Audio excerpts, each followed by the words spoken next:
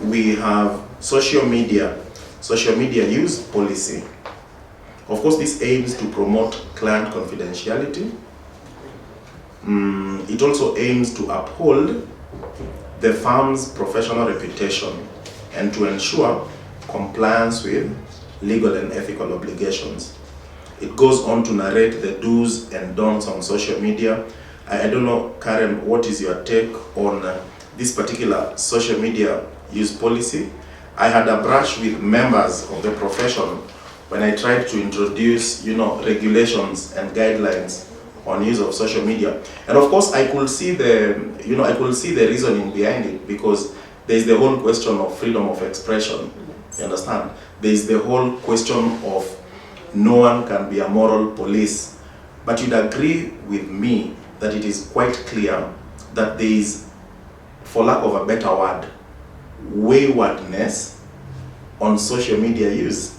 I mean, you've seen senior advocates, without mentioning names, abusing the bench, abusing, colleagues. You've seen colleagues abusing each other. You've seen, all these kind of things. Does your practice have in force a policy on social media use? But Senior, if you take us towards that direction, yes. If I may, it essentially translates to policing people's private lives. Because when it comes to social media, at what point do I end as a lawyer and begin as a person? There's that whole debate. Of course, I get your point. And I am unfortunate or fortunate enough to come from a particular firm where this particular debate affected people who are very innocent. Yeah.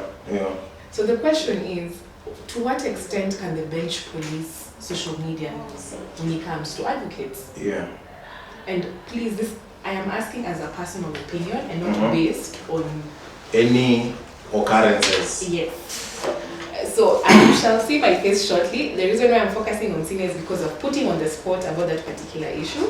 Unfortunately, my name was not mentioned in the petition because I had since left the firm. But it's important to also understand to what extent can the bench police social media use, and if they're allowed to actually police social media use, when do I end as an advocate? The moment I pick up my phone and I go to my Instagram, for example, _Chibai, when I'm using it, at what point am I a lawyer and at what point am I just a citizen? What's your opinion on that? I mean, of course, it's not as open and shut as you'd want to think, and these are legitimate concerns. I mean, there is the you that we know as an advocate, and then there is the you that other people do not know as an advocate, and they know you as a comedian, for instance. And of course, now the balance that should be struck for me, with all with all reasonableness, should be none of your two sides should cross over too much to affect the other side. I don't know whether that makes sense. That if you are, I don't know how to put it. If you are, say for instance, because I've seen